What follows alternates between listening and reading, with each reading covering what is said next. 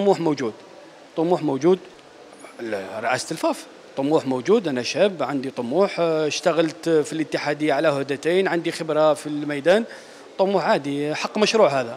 أنا بالنسبة لي العمل القاعدي ضروري جدا، العمل القاعدي ضروري جدا، لأنه اليوم لما تشوف نادي مثل اليوم نادي كيما الاتحاد الرياضي الواد سوف، نادي جاء بعد 5 سنوات هو يسعد.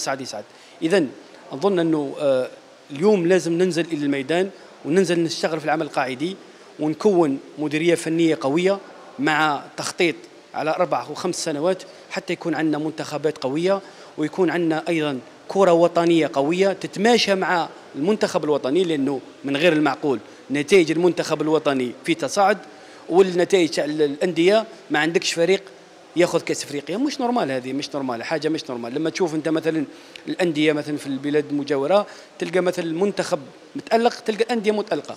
هذه حاجه ضروريه، لذا لازم يكون تناسق كبير، تكون مديريه فنيه قويه، وان شاء الله اللي فيه الخير البلاد مرحبا بها. زير تيوب، اول قناه الكترونيه في الجزائر.